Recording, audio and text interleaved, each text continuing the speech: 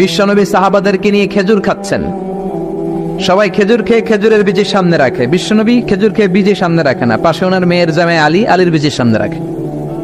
খাওয়ার পরে সবার সামনে বিচি সমান, নবীর সামনে কোনো বিচি নাই, আলীর সামনে বিচি বেশি।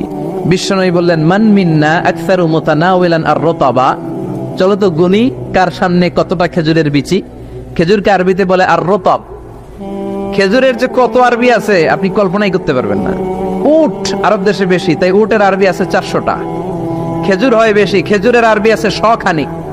আমরা শুধু ওটার আরবি জানি কি, জামাল, বাঈর, নাকা, এগুলো 400টা আরবি কাব্যগ্রন্থ পড়লে আপনি 400টা পাবেন মোট ওটের আরবি। তেমনি খেজুরকে আমরা জানি তামার। সৌদি আরব মিশরে তামার বললে চিনবেই না, বলতে হবে বালাহ। হাতি কিলো বালাহ, 1 কেজি বালাহ দেন।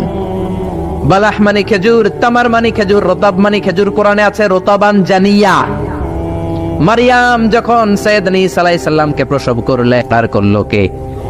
এই জন্য যে সমস্ত নারীরা পেটের মধ্যে বাচ্চা আছে, সন্তান সম্ভবা, তারা খেজুর খাবেন। বাচ্চারে সুস্থ রাখবে কে? আবার মক্কায় মদিনাতে নতুন বাচ্চা জন্ম নিলে বিশ্বনবী বাচ্চার কাছে যে খেজুর খেয়ে খেজুর মিশ্রিত বিশ্বনবীর মুখের লালা বাচ্চার মুখে লাগিয়ে দিত। আল্লাহু আকবার। বিশ্বনবী সাহাবাদের বললেন, মান মিন্না আকসারু মুতানাওয়ালান আর-রতাবা, চলো কে বেশি রতাব খেয়েছে মানে খেজুর খেয়েছে গুনি। গুনতে শুরু করা হলো। সবচেয়ে বেশি দেখা গেল সাইয়েদনা আলীর সামনে। বিশ্বনবী বললেন, দেখো আল্লাহ কি খাদক জামাই আমাকে দিয়েছে, এমন খাইতে পারে, সবার সামনে বিচি কম, আলীর সামনে বিচি ডবল।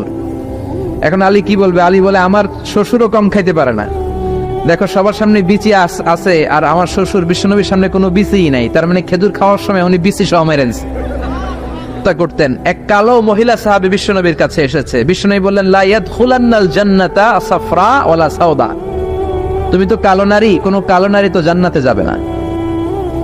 মহিলা দিলেন চিৎকার। বিপদের কথা শুনলে মহিলাদের কান্নাকাটি আছে না নাই? আড়াই ওরাতে আছে না নাই? মহিলাদের অন্তর নরম। এজন্য বিশ্বনবী বলেছেন, মহিলারা কবরের সামনে যে জিয়ারত করবে না, কারণ কবরের সামনে গেলে বলবে, আমারে ফালাইয়া গেল গো, কই গেল রে, আমারে লইয়া যাও রে। কান্নাকাটি আছে না নাই? গড়াগড়ি খায়, নিজের জামা নিজে ছিঁড়ে ফেলে, নিজের গালে নিজে থাপ্পড় মারে, এরকম নারী আছে না নাই? এজন্য মহিলারা ঘর থেকে দোয়া করবে, পুরুষেরা কবরস্থানে ঢুকে কবরের সামনে দাঁড়িয়ে দোয়া করবে। ঠিক কি না? বিশ্বনবী বললেন, লা ইয়াদখুলুল জান্নাতা সাফরা ওয়ালা সাওদা, কালো নারী, মেটে রঙের নারী জান্নাতে যাবে না। মহিলা কান্না শুরু করে দিল। মহিলা বলল, নবী আপনি বলেছেন, আল মারআতু ইযা সাল্লাত খামসাহা, কোন নারী যদি নামাজ পড়ে, ওয়া সামাত শাহরাহা, যদি রোজা রাখে, আতাআত বালাহা, স্বামীর আনুগত্য করে, হাফিজাত ফুরুজাহা, লজ্জাস্থানের হেফাজত করে, কোন নারী যদি এই 4টা কাজ করে, তার জন্য 8টা জান্নাতের দরজা খুলে দেয় কে? আল্লাহ। ও নবী, আমি তো 4টাই করি, কালো হওয়ার কারণে কি আমি জান্নাতে যাব না? এটা কেমন কথা? বিশ্বনবী বললেন, কেঁদো না, তুমি যখন জান্নাতে যাবা এরকম কালো থাকবা নাকি? তুমি তো পূর্ণিমার চাঁদের মতো হয়ে জান্নাতে ঢুকবা। তুমি যখন জান্নাতে ঢুকবে, তোমার ঐশ্বরিয়া রায়ের মতো সুন্দরী করে দিবে কে? তুমি বিশ্ব সুন্দরী হবা, তখন কি তুমি কালো থাকবা? মহিলা আবার খুশি হয়ে গেল, কোন সুবহানাল্লাহ। তাহলে বিশ্বনবীর বিনোদন, সুস্থ বিনোদন, চিল্লায় বলেন ঠিক কিনা? আবার বিশ্বনবী বলতেন, উতিতু খামসান লাম ইয়াতাহুন্না নাবিয়্যুন ক্বাবলি, এমন 5টা জিনিস রব্বুল আলামিন আমাকে দিয়েছে, আমার আগে কোন নবীকে আল্লাহ এই 5টা জিনিস দেয় নাই। সুবহানাল্লাহ। 1 নম্বরে নুসিরতু বির-রু'বি মাসিরাতা শাহর, ভয় দিয়ে আল্লাহ আমারে সাহায্য করেছে। আমার ডানে বায়ে সামনে পেছনে 1 মাসের রাস্তার মধ্যে যদি কোনো কাফেরের আন্ডা বাচ্চা থাকে, আমার ভয়ে তাদের অন্তরে ধুকধুকানি বাড়ায় দেয় কে? নবী যেখানে অবস্থান করতেন, তার ডানে বায়ে সামনে পেছনে 1 মাসের এরিয়ার মধ্যে যদি কোনো কাফির থাকতো, মুশরিক থাকতো, বিষ্ণবীর ভয়ে ঘুমের মধ্যে লাফ দিয়ে উঠত। আল্লাহু আকবার।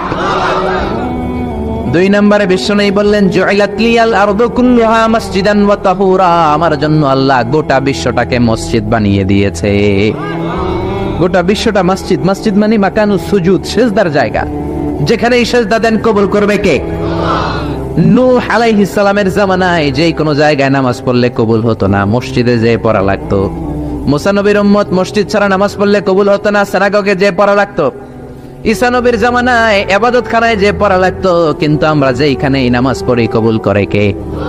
আজকের এই প্যান্ডেলে যদি নামাজ পড়ি কবুল হবে কি হবে না?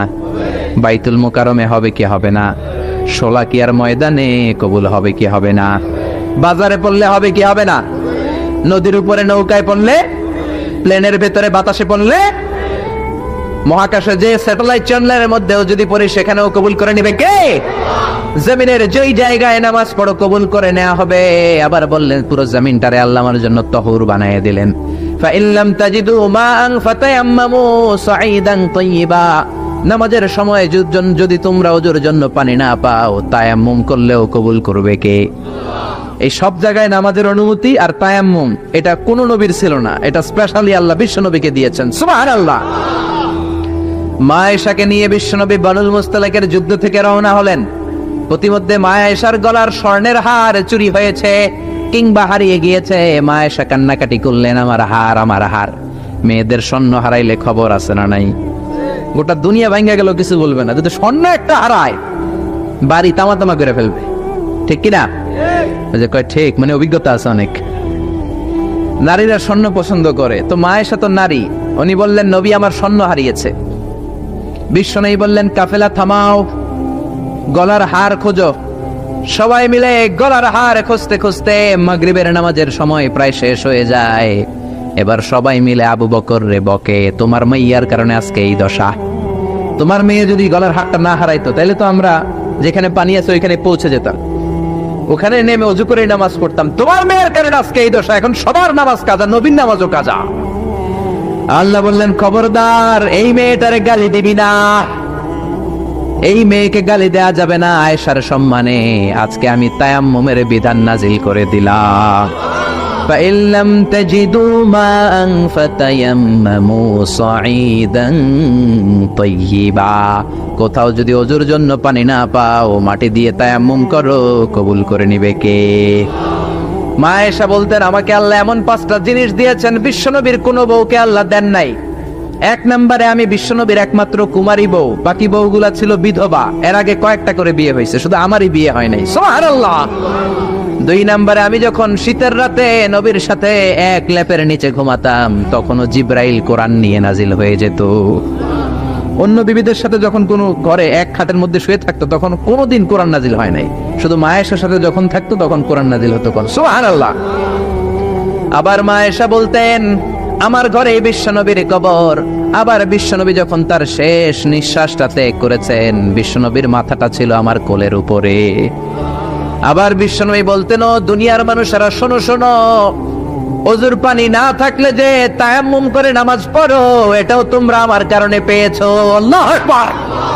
এজন্য বিশ্বনবী বলতেন জুইলাত লি আল আরদু কুল্লুহা মাসজিদান ওয়া তাহুরা, আমার জন্য গোটা বিশ্বটাকে নামাজের জায়গা আর ওযুর না থাকলে তায়াম্মুমের জায়গা বানিয়ে দিয়েছে কে? এরপরে বিশ্বনবী বলতেন উতিতু আশ-শাফাআহ, আমাকে শাফাআতের মালিক করেছে কে? কিয়ামতের দিন সব নবীরা যখন বলবে ইয়া নাফসি ইয়া নাফসি, বিশ্বনবী বলবেন রব্বি হাবলি উম্মতি, ও আল্লাহ তুমি আমার উম্মতকে বাঁচাও, আমার উম্মতকে বাঁচাও। সুবহানাল্লাহ। এরপরে বিশ্বনবী বলেছেন ওয়া কানান নাবিয়্যু ইউবআসু ইলা কওমিহি খাসসাহ, দুনিয়ার সব নবীকে একটা নির্দিষ্ট বর্ডারে পাঠানো হয়েছে, নির্দিষ্ট এলাকার লোকের জন্য পাঠানো হয়েছে। আমি বিশ্বনবীর নবুয়তির কোনো বর্ডার নাই, গোটা বিশ্বের জন্য আমার নবী বানিয়ে পাঠানো হয়েছে। এই জন্য আমি বিশ্বনবী, চিল্লায় কর আল্লাহু আকবার। বিশ্বনবী শুধু পুরুষদের নবী নয়, শুধু নারীদের নবী নয়, শুধু সাদা লোকদের নবী নয়, শুধু নিগ্রো আর কালো লোকদের নবী নয়, শুধু আরবদের নবী নয়। বিশ্বনবী আদম নবী থেকে শুরু করে কিয়ামত পর্যন্ত যত মানুষ যত জিন পৃথিবীতে আসবে সবার জন্য বিশ্বনবীকে নবী বানিয়েছে কে? বিশ্বনবীর যদি কোনো নবীরাও না মানে ওই নবীর নবুয়তিও ক্যান্সেল করে দিবে কে? এজন্য আল্লাহ বললেন মুহাম্মাদুর রাসূলুল্লাহি ওয়াল্লাযীনা মাআহু আশিদ্দাউ আলাল কুফফারি রুহামাউ বাইনাহুম। মুহাম্মদ হলেন আল্লাহর রাসূল। কার কথা? ঘুম আসতেছে? জিমায়ে পড়ছেন? তাকবীর দেন, লিল্লাহি তাকবীর। নবীর কথা বলে আল্লাহ বললেন ওয়াল্লাযীনা মাআহু, নবীর সাথে যারা চলে। নবীর সাথে কারা চলতো? সাহাবারা। জোরে বলেন কারা? এবার আল্লাহ সাহাবাদের কথা বলছেন ওয়াল্লাযীনা মাআহু, নবীর সাথে যারা চলতো। আশিদ্দাউ আলাল কুফফার, কাফেরদের ব্যাপারে তারা বজ্র কঠোর, রহমা বাইনাহুম, নিজেদের ব্যাপারে তারা পুষ্পকোমল। কাফিরদের ব্যাপারে সাহাবারা বজ্র কঠোর, নিজেদের ব্যাপারে তারা পুষ্পকোমল। কাফিরদের ব্যাপারে কোনো ছাড় নাই, মুশরিকদের সাথে জিহাদের ময়দানে কোনো ছাড় নাই, চিল্লা এখন ঠিক কিনা? কিন্তু নিজেরা ভাই ভাই, নিজেদের মধ্যে মহাব্বত আছে না নেই? এজন্য বিশ্বনবী বলতেন আমার সাহাবাদের মধ্যে দুই কিসিম আছে। কয় কিসিম? এক কিসিম নরম কিসিম, আরেক কিসিম গরম কিসিম। সুবহানাল্লাহ। আবু বকর নরম, কিন্তু ওমরে ফারুক গরম। জোরে কোন ঠিক কিনা? এজন্য বিশ্বনবী বলতেন খায়রুল কুরুনি করনি, সবচেয়ে সেরা যুগ আমি নবীর যুগ, সুম্মাল্লাযীনা ইয়ালুনাহুম, তারপরে সাহাবাদের যুগ, সুম্মাল্লাযীনা ইয়ালুনাহুম, তারপরে তাবেঈদের যুগ। ঠিক কিনা? সাহাবারা হচ্ছে পৃথিবীর শ্রেষ্ঠ সন্তান, তাদের চেয়ে শ্রেষ্ঠ সন্তান পৃথিবী জন্ম দিতে পারে নাই। চিল্লায় বলেন ঠিক কিনা? এজন্য সাহাবাদেরকে ভালোবাসার দরকার আছে না নেই? তাকে সাহাবীদেরকে গালি দিবেন, সাহাবীদেরকে ঘৃণা করবেন। সাহাবীদেরকে যদি গালি দেন, যদি ঘৃণা করেন, যদি সমালোচনা করেন, আপনার ঈমান থাকবে? কথা বলেন, ঈমান থাকবে? এজন্য নবী বললেন খবরদার, লা তাসুব্বু আহাদাম মিন আসহাবি, আমার সাহাবীদেরকে গালি দিও না। সাহাবাদেরকে ভালোবাসা হলো ঈমান, সাহাবীদেরকে ঘৃণা করা হলো কুফরি। ঠিক কিনা? আয়াতুল ঈমানে হুব্বুল আনসার, সাহাবীদের ভালোবাসা হচ্ছে ঈমানের আলামত। আয়াতুন নিফাকি বুগদুল আনসার, সাহাবীদেরকে ঘৃণা করা হচ্ছে মুনাফিকের আলামত। চিল্লায় বলেন ঠিক কিনা? এজন্য বিশ্বনবী বলতেন আমার সাহাবারা এক একটা সুপারস্টার। আমরা বলি Mashrafe bin Mortaza superstar, Salman Khan superstar, Hrithik Roshan superstar, Aamir Khan superstar, Donald Trump superstar, Shakib Al Hasan superstar. বলি না আমরা? আমাদের সুপারস্টার হচ্ছে সেলিব্রিটিরা। বিশ্বনবী বলেছেন নো, আসহাবি কান নুজুম, মাই কম্প্যানিয়নস আর দ্য সুপারস্টার। আমার সাথীরা, আমার সাহাবারা সুপারস্টার। এই সুপারস্টারদেরকে মডেল বানাতে হবে। হলিউড বলিউডের নায়ক নায়িকার আমাদের মডেল নয়, আমাদের মডেল হলো সাহাবারা। কারা? আরো জোরে বলেন কারা? সাহাবারা আমাদের মডেল। এজন্য বিশ্বনবী বলতেন আরহামু উম্মতি বি উম্মতি আবু বকর, আমার সাহাবাদের মধ্যে সবচেয়ে নরম হৃদয়ের সাহাবা হলো আবু বকর। এক হাদিসে বিশ্বনবী 8 জন সাহাবীর 8টা গুণের কথা বললেন। জোরে বলেন কয়টা? 8 জন সাহাবীর 8টা গুণের কথা বললেন। তিরমিজির বর্ণনা, হাদিসটা সহিহ, সিলসিলাতুল হাদিস সাহিহার ভেতরেও এসেছে। বিশ্বনবী বললেন, খেয়াল করে বুঝবেন, আরহামু উম্মতি বি উম্মতি আবু বকর, এই উম্মতের মধ্যে সবচেয়ে নরম হৃদয়ের সাহাবী হলো আবু বকর। 2 নম্বরে বললেন ওয়াশাদ্দুহুম ফি আমরিল্লাহি উমর, কিন্তু আল্লাহর দ্বীনের ব্যাপারে সবচেয়ে কঠোর হলো, জোরে বলেন কঠোর হলো। 3 নম্বরে বললেন ওয়া আসদাকুহুম হায়ান উসমান, সবচাইতে লজ্জাশীল সাহাবী হলো আমার উসমান। 4 নম্বরে বললেন ওয়াকদাহুম আলী, বিচারের রায় সবচেয়ে ভালো দিতে পারতো আমার মেয়ের জামাই আলী। 5 নম্বরে বিশ্বনবী বলেছেন ওয়া আকরাহুম লিকিতাবিল্লাহি উবাই ইবনে কাব, আল্লাহর এই কোরআনটা সবচাইতে সুন্দর করে যে সাহাবী পড়তে পারতো তার নাম হচ্ছে উবাই ইবনে কাব। আল্লাহু আকবার। ওয়া আ'লামুহুম বিল হালাল ওয়াল হারাম মুআয ইবনে জাবাল, হালাল হারামের ব্যাপারে সবচেয়ে বড় স্পেশালিস্ট সাহাবী ছিল মুআয ইবনে জাবাল। কোন সুবহানাল্লাহ। এরপরে বিশ্বনবী বললেন ওয়া আফরাদুহুম যায়েদ, ফারায়েজের হিসাব জানে যায়েদ। আলা ইন্না লিকুল্লি উম্মাতিন আমিনুন ওয়া আমিনু হাযিহিল উম্মতি আবু উবাইদা ইবনুল জাররাহ, সব জাতির মধ্যে বিশ্বস্ত একজন লোক থাকে, আমার সাহাবীদের মধ্যে সবচেয়ে বিশ্বস্ত সাহাবী আবু উবাইদা ইবনুল জাররাহ। সুবহানাল্লাহ। জোরে কোন সুবহানাল্লাহ। কয় সাহাবীর কথা বললেন? আরো জোরে বলেন, মনে থাকবে? প্রথমে বললেন আরহামু উম্মতি বি উম্মতি আবু বকর, আমার উম্মতের মধ্যে সবচেয়ে দিল দরিয়া রহম দিল আবু বকর। এত নরম হৃদয়ের সাহাবা পুরো সাহাবী গোষ্ঠীর মধ্যে কেউ ছিল? বিশ্বনবীর হিজরতের সাথী, বিশ্বনবীকে সঙ্গ দিয়েছেন, ভালোবেসেছেন। বিশ্বনবী একদিন আবু বকরকে বললেন আবু বকর, হয়তো মক্কায় টিকা যাবে না, আমাদেরকে মদিনায় হিজরত করতে হবে। যেই দিন এই ইঙ্গিতটা বিশ্বনবী আবু বকরকে দিয়েছেন, ওই দিন থেকেই সাইয়েদনা আবু বকর হিজরতের জন্য রেডি। সুবহানাল্লাহ। যেদিন হিজরত করবেন, সাহাবীদের চোখ ফাঁকি দিয়ে বিশ্বনবী আবু বকরের ঘরে গেলেন। ডাক দিলেন, আসসালামু আলাইকা ইয়া আবু বকর। আবু বকর ঘরে আছো কিনা? ডাক দিতে দেরি, ব্যাগ নিয়ে আবু বকরের বের হতে দেরি হয় না। আল্লাহু আকবার। বিশ্বনবী বললেন, আবু বকর ডাক দিলাম, ব্যাগ নিয়ে রেডি হইলা, কখন ঘুমিয়েছো, কখন ঘুম থেকে উঠেছো, কখন হাত মুখ ধইলা, কখন ফ্রেশ হইলা, কখন কাপড় গুছাইলা? আবু বকর বলল, নবী যখন বলেছেন হিজরতে আপনার সাথে আমার যাওয়া লাগবে, ওই দিন থেকে আজ পর্যন্ত আমি আবু বকর আমার পিঠটার বিছনাতে লাগাই নাই। ওই রাতে সাইয়েদনা আবু বকর যেই সওয়াব কামিয়েছেন, ওই সওয়াবটাকে যদি একটা পাল্লায় রাখা হয়, পৃথিবীর আমাদের সব সওয়াবগুলো যদি আরেক পাল্লায় রাখা হয়, ওই হিজরতের রাতের সওয়াবটা আবু বকরের যে সওয়াবটা, ওই আবু বকরের সওয়াবের পাল্লাটা মুহূর্তের মধ্যে ভারী হয়ে যাবে। সুবহানাল্লাহ, আসতে বলেন। এত নরম হৃদয়ের সাহাবী ছিলেন আবু বকর। নামাজে দাঁড়ালে শুধু কাঁদতেন, এই জন্য অনেক সাহাবী ওনারে পছন্দ করতো না। বিশ্বনবীর ইন্তেকালের পরে বছর খানিক মসজিদে নববীতে যতদিন বেঁচে ছিলেন ইমামতি করেছেন। আল্লাহু আকবার বলে যখন আলহামদুলিল্লাহি রাব্বিল আলামিন, তখনই কান্নায় ভেঙে পড়তেন। তেলাওয়াত শুরু করলেই কাঁদতেন। হেরেম শরীফে যারা নামাজ পড়েছেন, শাইখ আব্দুর রহমান আস-সুদাইস আযাবের আয়াতগুলো পড়ে যখন টান দেয়, মুসল্লিগুলো সহ্য করতে পারে না। উনি নিজেও তেলাওয়াত থামিয়ে কাঁদে, মুসল্লিরাও কাঁদে। হেরেমের চারদিকে কান্নার রোল পড়ে যায়, চিৎকারের রোল পড়ে যায়, শুধু কান্নার কান্না, শুধু কান্না। সাইয়েদনা আবু বকর যখন নামাজে দাঁড়াতেন শুধু কাঁদতেন। বুখারীর বর্ণনা, রজুলুন আসিফ, নরম হৃদয়ের লোক ছিলেন। আই রাকিকুল কলবি ওয়া সারিউল বুকা, এত অন্তর নরম, নামাজে দাঁড়ালেই কাঁদতেন। দিন দুনিয়ার কোনো হুঁশ তার থাকতো না। কিন্তু আমরা নামাজে দাঁড়ালে দিন দুনিয়ার খেলার হিসাব আছে না নাই, বাজারের খবর আছে না নাই, জি বাংলা আছে না নাই, সারা দিনে যেটা মনে পড়ে না নামাজে দাঁড়ালেই ওটা মনে পড়ে, ঠিক কি না? আমরা নামাজে দাঁড়িয়ে এইভাবে শেয়ার বাজার বাড়লো না কমলো, সাকিব আল হাসান আউট হয়েছে না ছক্কা মারছে, কে জিতলো, কুমিল্লা জিতলো নাকি কি ভিক্টোরিয়ান্স, রয়টার্স মার্টার্স কি যেন আছে, আমি তো বুঝি না অনেকগুলা, কে জিতলো কে হারলো, হিন্দি সিরিয়াল শুরু হলো নাকি আমার দল জিতলো না হারলো, এরকম টেনশন আছে না নাই? আর সাইয়েদনা আবু বকর যখন নামাজে দাঁড়াতেন, দাঁড় দাঁড় করে চোখের পানি দিয়ে দাড়ি ভিজে যেত, চোখের পানিতে দাড়ি ভিজে যেত। সাহাবারা বললেন, ও নবী আমাদের নামাজে মন থাকে না।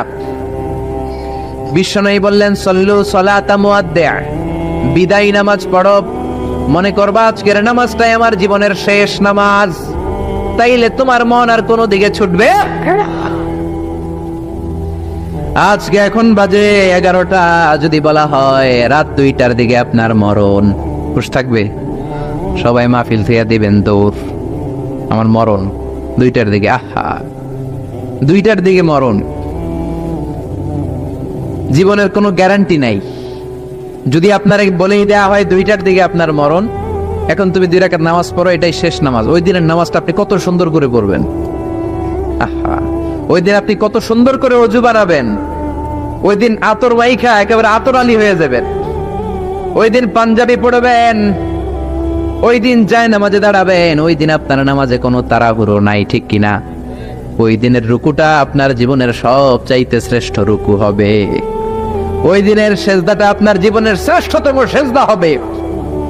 ওই দিনে সেজদায় যে চোখের পানি দিয়ে আপনি যায় নামাজ ভিজায় দিবেন, এর কারণ আপনি নিশ্চিত, you are certain that you are going to die.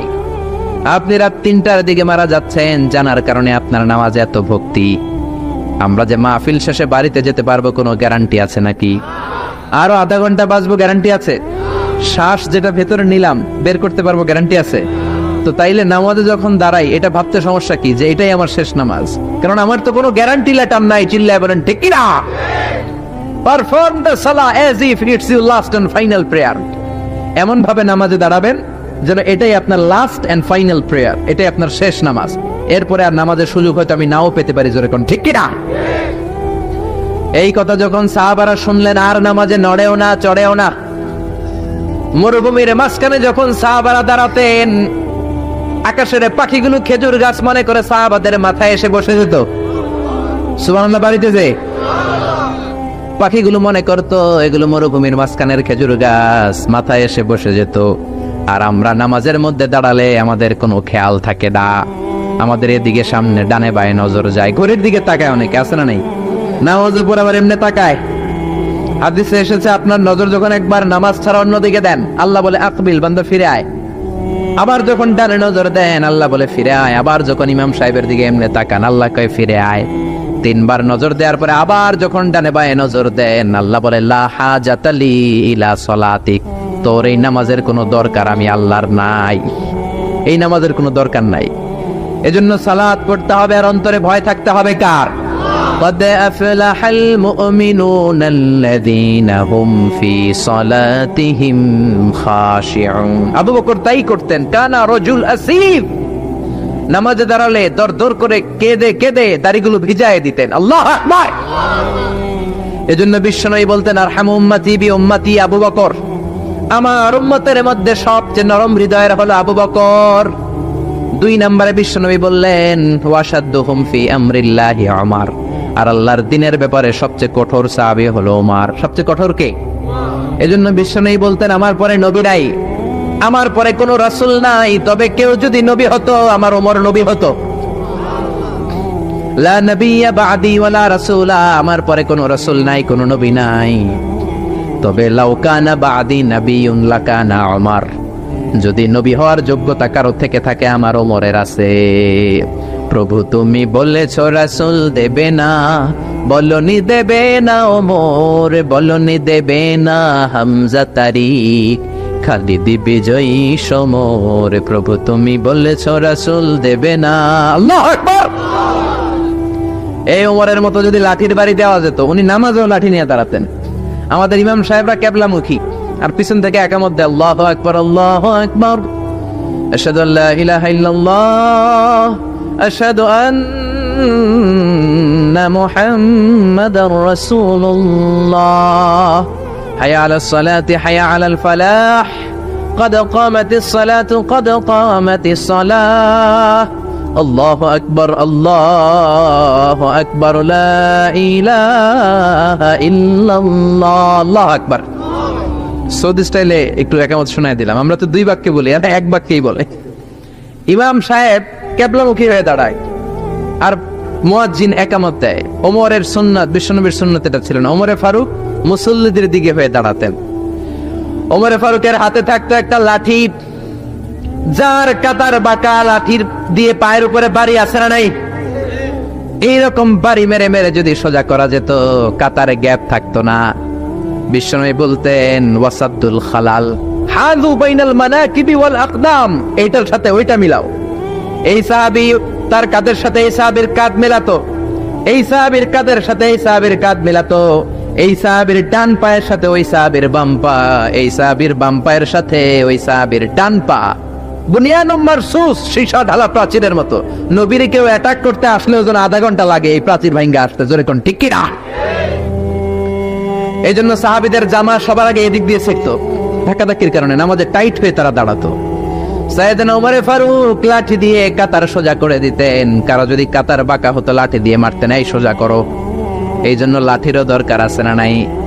Abu বকরের মতো নরম হৃদয়ের সাহাবা যেমনি দরকার, ওমরের মতো গরম 2-1টারও দরকার আছে না নাই? আমরা সারা জীবন ওয়াজ করলে আপনারা নামাজি হবেন না, এটা জানি। যাদের নসিব ভালো 2-4 জন হবেন, বেশিরভাগই বেনামাজি। আমি সারা জীবন যদি মাদক নিয়ে ওয়াজ করি, গাঞ্জা খাওয়া বন্ধ হবে? কিন্তু প্রধানমন্ত্রী যদি বলে কালকে থেকে কেউ যদি ইয়াবা টানে, জাগার মধ্যে ওর পিঠের মধ্যে 100 বেত, 10,000 টাকা জরিমানা, 10 বছরের জেল। ইয়াবা বাবা পাওয়া যাবে? আর গাঞ্জা বাবা থাকবে? বাংলাদেশ থেকে গাঞ্জা নাই। প্রধানমন্ত্রী যদি বলে নামাজ না পড়লে 10,000 টাকা জরিমানা, 1 ওয়াক্ত ছাড়বি 10,000 টাকা দিবি, বাংলাদেশের সব মানুষ মুসল্লি হয়ে যাবে। এজন্য বিশ্বনবী বলতেন ইন্নাল্লাহা লা ইয়াযাউ বিল কুরআন, আল্লাহ কোরআন দিয়ে যেটা সমাজে করান না, ইয়াযাউ বিস সুলতান, এটা ক্ষমতা দিয়ে করান। ঠিক কি না? প্রধানমন্ত্রী ক্ষমতার মসনদ থেকে মাইরের ঘোষণা দিবে, আর আমরা ওয়াজ কইরা যাম। ওয়াজ আর মাইরের সমন্বয়ে ইসলাম কায়েম করবে কে? শুধু ওয়াজ দিয়ে ইসলাম কায়েম হবে? ওমরে ফারুক তাই করতেন, লাঠি দিতেন, লাঠি দিয়ে সোজা করে দিতেন। এজন্য শয়তানও ওনারে ভয় পেত। বিশ্বনবী বলেন ওয়াল্লাযী নাফসি বিয়াদি, যে আল্লাহর হাতে আমার আত্মা, ওমর ওই আল্লাহর কসম করে বলি, মা সালাকা আশ-শাইতানু সালিকান ফাজ্জান ইল্লা সালাকা ফাজ্জান গায়রা ফাজ্জিক, তোমার যদি ইবলিস কোন রাস্তা দিয়ে আসতে দেখে, ইবলিসের বাপের কিনা, ইবলিস ওই রাস্তা ধুইয়া আরেক রাস্তা দিয়ে হাঁটে। ওমর, তোমার যদি শয়তান দেখে তুমি এই দিক দিয়ে আসো, শয়তান জীবনও এই রাস্তা দিয়ে চলবে না, আরেক রাস্তা দিয়ে শয়তান দেয় দৌড়। ও মিয়া, যেই লোকরে শয়তান ডরায় ওই লোকের ইমানটা কেমন ছিল জোরে বলেন আল্লাহু আকবার। মুনাফিকের বাচ্চারা ভয় পেত ওমরে ফারুককে, জমের ভয়। এমনকি বিশ্বনবীর বিবিরাও ভয় পেত। বিশ্বনবীর বিবিরা মাঝে মাঝে নবীরে ধরতো, ও নবী আমার এইটা লাগবে ওইটা লাগবে। বিশ্বনবী বললেন লাগবে লাগবে, বললে তালাক দিয়ে দিব, যাও তালাক দিয়ে দেব। ধনী সাহাবীর কাছে যে বিয়ে বসো, আমি নবীর কাছে থাকলে এইভাবেই থাকতে হবে। কিন্তু বিবিরাও ছাড়ার পাত্র না। সব বিবিরা একবার বিশ্বনবীরে ধরলেন, ধরে বলে, ও নবী, আয়েশার বাড়িতে যেদিন থাকেন ওই দিন সাহাবীরা বেশি বেশি হাদিয়া পাঠায় কেন? আমাদের ঘরে যে দিন থাকেন হাদিয়া পাঠায় না কেন? আচ্ছা, ইমাম সাহেবের বাড়িতে কে হাদিয়া পাঠাবে, কি গিফট দিবে তার, এটা কি উনার বিষয়? যিনি দিবে এটা উনার বিষয়, ঠিক কি না? বিবিরা বললেন, আমাদের ঘরেও যেন হাদিয়া পাঠায়, আপনি মসজিদে এলান দিয়ে দিয়েন। বিশ্বনবী কয়, আমি পারুম না। বিবিরা কয়, পারতেই হবে। বিশ্বনবী বললেন, না না, আমি এই কথা মসজিদে বলতে পারবো না। বিবিরা বললেন, আপনি বলতেই হবে। ইন দা মিন টাইম দরজার বাইরে থেকে কে যেন সালাম দিল, আসসালামু আলাইকুম ওয়া রাহমাতুল্লাহ। বিশ্বনবী বললেন, ওয়া আলাইকুম আসসালাম। বিশ্বনবী বুঝলেন সালামটার কারণ না, এটা ওমরের সালাম। বিশ্বনবী সালামের উত্তর দিয়া বিবিদের দিকে তাকায় দেখে একটা বিবিও নাই। সব অন্দরমহলে দৌড়। সুবহানাল্লাহ কইবেন না? এই ভয়টা কিন্তু আবার ডাকাইত দেখলে যেই ভয় ওইটা না, এটাকে আরবিতে বলে হাইবাত। হাইবাত ওমর, ওমরের হাইবাত এমন ছিল, শয়তান ভয় পেত, মুনাফিকরা জমের মতো ভয় পেত। আমাদের মা উম্মুল মুমিনিন বিশ্বনবীর বিবিরা ওমরের কে ভয় পেত। সুবহানাল্লাহ।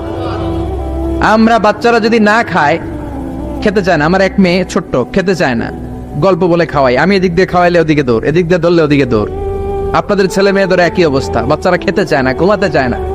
তখন আমরা বলি, ঘুমা, না হলে বাঘ আসবে, বাঘ, বিড়াল আসবে, বিড়াল। আপনারা কি কন? আর ওরাতে বিলাই, বিলাই আইব, কুত্তা আইব।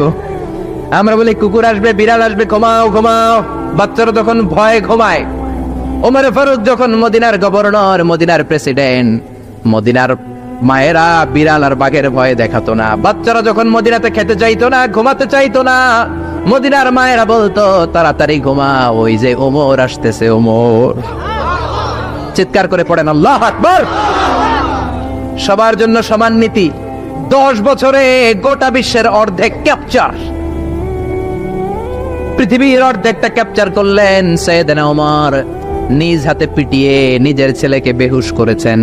আরেক বর্ণনায় আছে পিটিয়ে ছেলেটাকে নিহত করেছেন। যদি বর্ণনাটা দাইফ, কিন্তু আমাদের জন্য শিক্ষা আছে বর্ণনায়। হঠাৎ একবার ঘরে ঢুকলেন। ওই ছেলের নাম ছিল আবু শাহমা, মূল নাম আব্দুর রহমান। ওনার বিখ্যাত যে ছেলে আব্দুল্লাহ ইবনে ওমর, উনি আরেকজন। আরেক ছেলে ছিল আব্দুর রহমান, মারুফুন বিআবি শাহমা, সবাই তারে ডাকতো আবু শাহমা বলে। একদিন ঘরে ঢুকে দেখে মদের গন্ধ পাওয়া যায়। আবু শাহমারে বললেন, ইয়া আবা শাহমা, আশারিবতা খামরান, মদ খাইছস? কয় না আব্বা, শারিবতু নাবিজান, নাবিজ খেয়েছি। খেয়াল রাখবেন, মদ হারাম, মদ খেলে আসিবেন, কিন্তু নাবিজ খাওয়া হালাল। নাবিজ হচ্ছে আরব দেশেরা খায়, সাদা দুধের মধ্যে রাতে শক্ত খুরমা যদি 5টা ফেলে রাখেন, সকালে ওইটা দেখবেন দুধের রং আর সাদা নাই, খুরমার রস টেনে দুধটা লাল হয়ে গেছে। এটা খেলে স্বাস্থ্যের জন্য আরব দেশে খুব ভালো, কিন্তু এটা রাতে ভিজাইলে সকালেই খাইতে হবে। এটা যদি 3 দিন রেখে দেন, 4 দিন রেখে দেন, এটা তারির মতো মদ হয়ে যাবে, মাতলামি হবে, খাওয়া যাবে না। ওমরের ছেলে ওই মজাটা নেওয়ার জন্য 4 দিন ভিজায় রাখছে, তারপরে নাবিজ নামক মদ খেয়েছে। ওমর বললেন, মদ খাইছস নাকি? আবু শাহমা বলে, খাই নাই।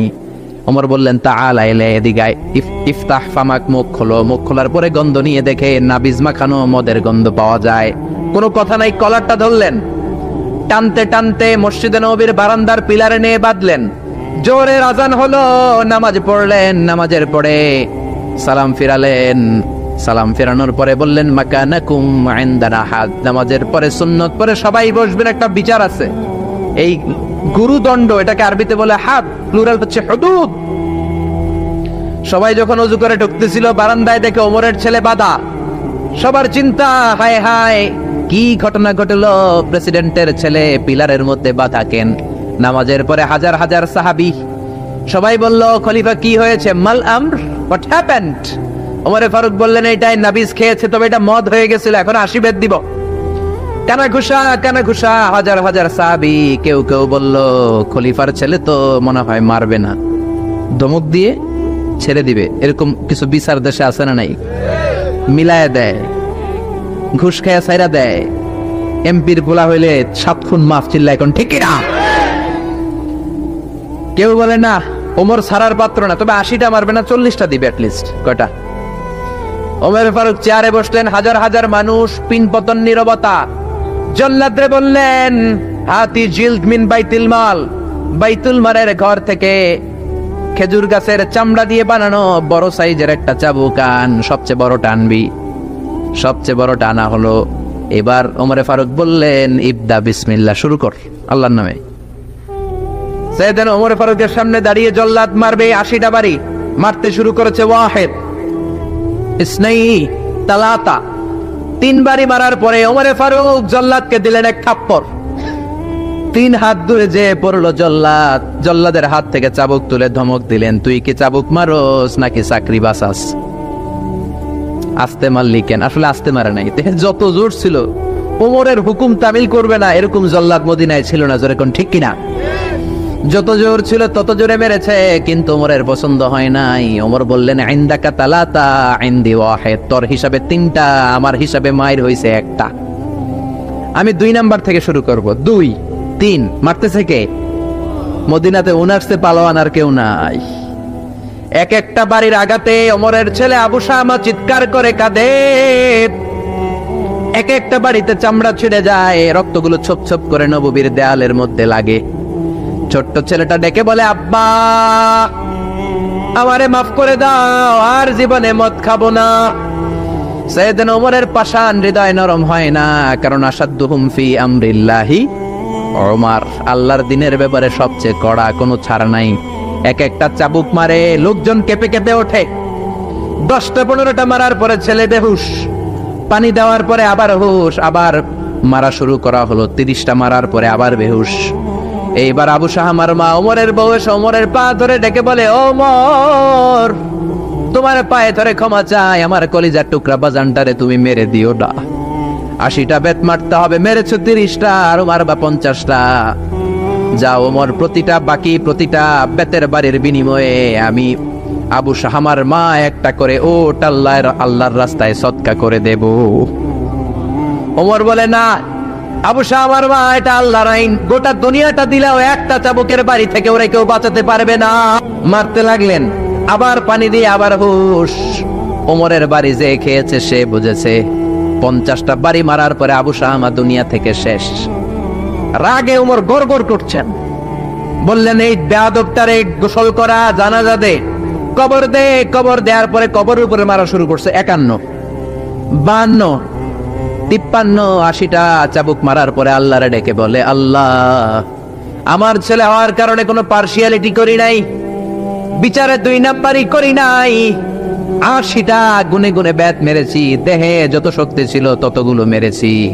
কিয়ামতের ময়দানে জালিম ওমর বলে তুমি কিন্তু আমারে ডাকতে পারবা না আল্লাহ, জালিমদের কাতারে আমারে উঠাতে পারবা না, আমারে জালিম বলতে পারবা না।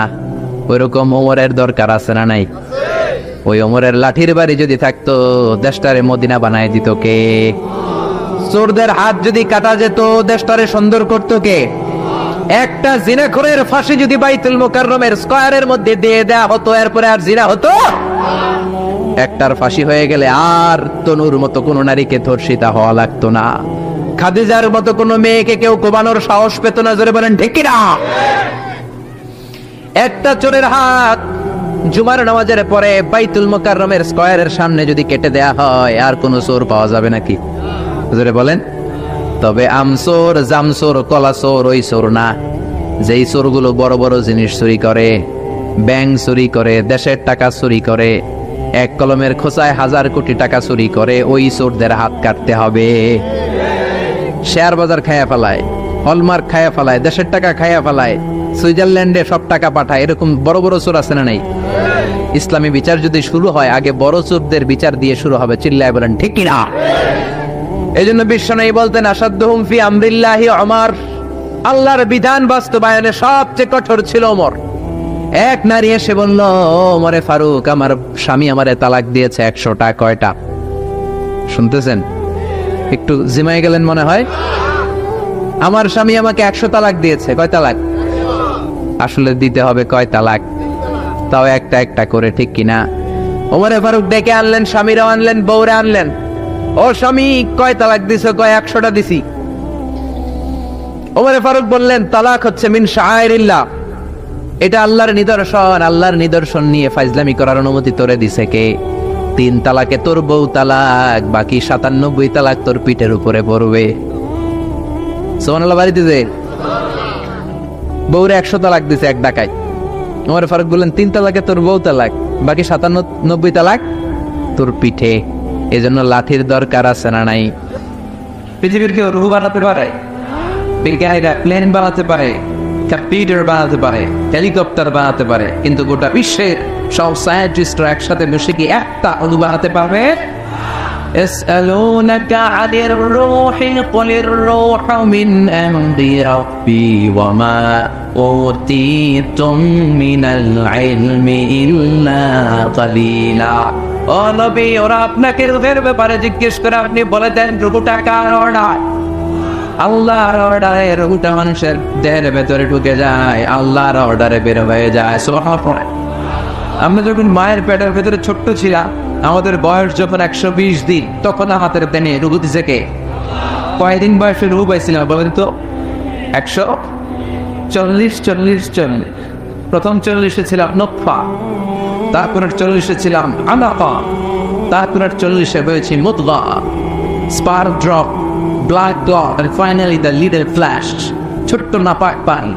কত ক্ষুদ্রতে ছিলাম, ছোট্টতে ছিলাম, তার হিসাব নেই। আমি, আপনি একটা শুক্র ছিলাম না, আমরা ছিলাম একটা শুক্রাণু। শুক্রে অণু।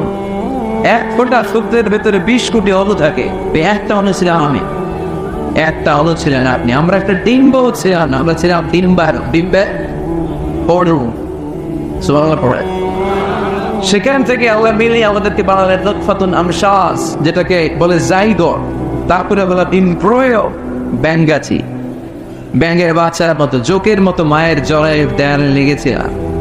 120 দিন সময় শেষে তখন আল্লাহ আমার দেহের ভিতরে রুহের ফুৎকার দিলেন। আর রুহের ফুৎকার দেওয়ার সাথে সাথে আমার হার্টবিট, আমার ফুসফুস চলতে শুরু করছে। এই যে ধপ ধপ ধপ আসলে নাই, সিস্টলিক ডায়াস্টলিক বলে, অনিন্দ নিলয়, ওই যে ধপ ধপ শুরু হয়েছে, আজও চলতেছে। 1 সেকেন্ডের জন্য যদি ধপ ধপ বন্ধ হয়ে যায়, বাঁচা যাবে? আরে মানুষ রঙিন ফানুষ, দম ফোরাইলে তবু তো ভাই কারোরই না একটুখানি। আরে মানুষ রঙিন ফানুষ, রঙিন ফানুষ, আরে মানুষ, ঠিক কিনা? 1 সেকেন্ডের নাই ভরসা, বন্ধ হবে রং তামাশা। চক্ষু বুঝিলে হায়রে দম ফুরাইলে। কে গেছিল? ফিরোজ শাহ। এই গানটা ফিরোজ শাহ স্টেজে গাইতে গাইতে মারা গেছিল, জানেন? এই গানটা গাইতে গাইতে সে বিদায় নিয়েছে। জীবন আর মরণের মাঝখানে আছে রোগ। মানুষ সব বানাতে পারে, কিন্তু রঘু বানাতে পারে। আপনার সামনে একবার দাদা মারা গেছে, সবাই দেখলে কথা বলতে, হঠাৎ নাই রঘুটা কোন দিকে যে উড়াল দিল দেখা যায়? রঘুর কার কি কেউ জানি? এই রূহ আবিষ্কারের জন্য গোটা বিশ্বব্যাপী কত যে আবিষ্কার, মৃত ব্যক্তিদের নিয়ে, মুমূর্ষুদের নিয়ে গবেষণা। বুলেট প্রুফ গ্লাসের ভিতরে রেখে রেখে বিজ্ঞানীরা গবেষণা করেছে। দেখি বুলেট প্রুফের গ্লাস বানাইলে তারা ভাবছে রূহ মনে হয় আর দৌড় দিতে পারবে না, গ্লাসের ভিতরেই থাক। পরে দেখে না, রূহ তো আটকানো যায় না। এবং তারা মুমূর্ষু রোগীদেরকে এনে এই গ্লাসের ভিতরে ঢুকে ওজন দেয়। কোন রোগীর ওজন দিয়ে দেখছে মরার আগে তার ওজন ছিল 70 কেজি। পরে মাছ খোলার পরে লোকটা মরে গেল, পরে দেখে ওজন 2 কেজি কমে গেছে 68 কেজি। খুব খুশি, আগে ছিল 70, মরার পরে 2 কেজি কমছে। তার মানে যেটা উদাহরণ দিয়েছে এই 2 কেজি, ওইটাই রোগ, ওইটাই রোগ। কিন্তু বিজ্ঞানীদের পদ্ধতি হচ্ছে একটা মডিউলের উপরে তারা বেস করে দেয়, couldn't jump to the conclusion, তারা সিদ্ধান্তে যায় না।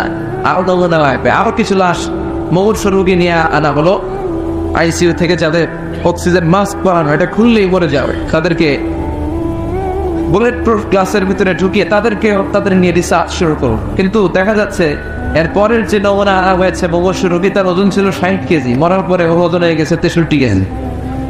কথা বলে আগে তো না হয় কম ছিল, ওটা রুকু দিয়ে মিলাবে, এটা 3 কেজি বাড়ছে, এটা মিলাবে কি দিয়া? কথা বলে। এজন্য রব্বুল আলামিন বলে মরে গেলে এক একজনের এক এক অবস্থায়, কারো ওজন সমান থাকে, কারো কিছু বেড়ে যায়, কারো কমে যায়। এই গবেষণার মধ্য দিয়ে রূপ খুঁজে পাওয়া যায় না রূপুর মালিককে। يسألونك عن الروح قل الروح من أمر ربي وما أوتيتم من العلم إلا قليلا. سبحان الله.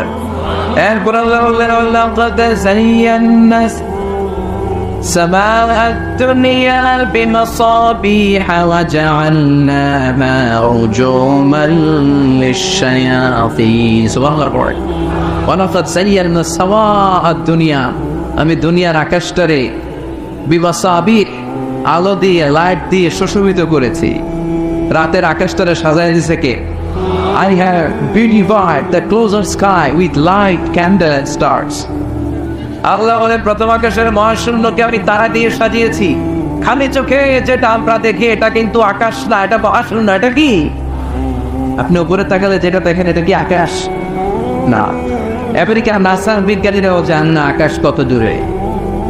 আকাশ কত দূরে কেউ জানে না। খালি চোখে যা দেখা যায় এটা হচ্ছে মহাশূন্য। এই মহাশূন্যের ভিতরে তারা আছে না নাই? এখন তো লাইটিং ফাইটিং এর যুগে তারার যে কি সৌন্দর্য এটা টেরি পাওয়া যায় না। আমরা ছোটবেলা যখন গ্রামে যেতাম তখন দেখতাম যে রাত্রিবেলা তারাগুলো অনেক সুন্দর লাগে, তাই না? তাকিয়ে দেখবে জল জলে একটা তারা আছে, এটার নাম ধ্রুব তারা। এরাও একটা আছে সুখ তারা, কি তার? ধ্রুব তারা, সুখ তারা, অনেকে তারা চিনে না। আর একটা 7টা তারা একসাথে ছোট ছোট ছোট ছোট আছে, এগুলো মুরব্বীরা চিনে। এটার বলে সপ্তর্ষি মণ্ডল, 7 তারা একসাথে। সুবহানাল্লাহ পড়ে। এই তারা দিয়ে আকাশটারে সাজালো কি? চিল্লায় এখন কে? কি ছোট্ট ছোট্ট তারা, এদিকে তো আজকে তারা দিয়ে সাজাইছে মশাল। হ্যাঁ, ওয়ালাকাদ যায়্যানা সামাআ দুনিয়া বিমাসাবিহ ওয়া জাআলনাহা রুজুমান লিশায়াতিন। ফেনের বাইরে তারা দিয়ে সাজাইছে। আজকে তাফসীর করতে সুবিধা হচ্ছে। এই যে তারা, আকাশের তারাগুলো এই ছোট ছোট মনে হয়, আসলে কি ছোট? কথা বলে। এই যে সূর্যটা একটা রুটির মতো মনে হয়, আসলে কি রুটি? এই সূর্য পৃথিবীর চেয়ে 13 লক্ষ গুণ বড়। এই সূর্য পৃথিবীর চেয়ে 9 কোটি 30 লক্ষ মাইল দূরে। এই সূর্যের আলো পৃথিবীতে আসতে 8 মিনিট 8 বছর লেগে যায়। আজকে আমরা বসে আছি যে গ্রামে, গ্রামের নাম সফরপুর। এটা কোন ধারায়? সোনাগাজী খায়। দেখেন সফরপুর গ্রামটা কত বড়। তার সামান্য একটা জায়গা নিয়ে আজকে আমাদের প্যান্ডেল হয়েছে, তাতেও প্যান্ডেলটা কত বড় মনে হয়। তাহলে সফরপুর কত বড়? সফরপুর যদি এত বড় হয় তাহলে সোনাগাজী কত বড়? সোনাগাজী যদি এত বড় হয় তাহলে ফেনী কত বড়? ফেনীটারে কত বিশাল মনে হয়। তো ফেনী যদি এত বড় মনে হয়, ফেনী বাংলাদেশের 64 জেলার একটা জেলা। 64 জেলা মিলে আমার সুজলা সুফলা শস্য শ্যামলা ডিজি টাউন বাংলাদেশ। এই বাংলাদেশ কত বড়? এই বাংলাদেশের চেয়ে আবার ইন্ডিয়া কত বড়? ইন্ডিয়া 20-25 গুণ বড় আমাদের চেয়ে। এরকম প্রায় 200টা দেশ, এমনও দেশ আছে যেগুলো বাংলাদেশের চেয়ে 100 গুণ বড়। আছে না নাই? অ্যাটলাস ম্যাপ নিয়ে যাদের ধারণা আছে তারাও জানবে যে বাংলাদেশ শব্দটা লেখার জায়গাও আমরা ম্যাপের ভিতরে পাই না। When we write down Bangladesh on map, আমাদের BA পরে ইন্ডিয়ার উপরে, DESS পরে আবার ইন্ডিয়ার উপরে, মাঝখানে 2টা অক্ষর করে বাংলাদেশের উপর। কথা বলে এত ছোট দেশ। কানাডা, আমেরিকা প্রায় 100 গুণ বড়। রাশিয়া প্রায় বাংলাদেশের চেয়ে 200-300 গুণ বড়। না, এই 200 খানা দেশ নিয়ে প্রায় পৃথিবীর 30 ভাগ, বাকি 70 ভাগ শুধুই জল আর জল আর পানি। সুবহানাল্লাহ পড়ে। এই সব মিলে আমাদের বসুন্ধরা, আমাদের পৃথিবী। তাহলে আজকের এই প্যান্ডেলের তুলনায় পুরো পৃথিবীটা কত বড়, কত বিশাল। আর এই পৃথিবী এত বড়, এই পৃথিবীর চেয়ে নাকি সূর্য 13 লক্ষ গুণ বড়। কেন? Imagine that. তার মানে সূর্যই কি সবচেয়ে বড় তারা? হ্যাঁ, ওয়ালাকাদ যায়্যানা সামাআ দুনিয়া। সূর্যটা একটা ছোট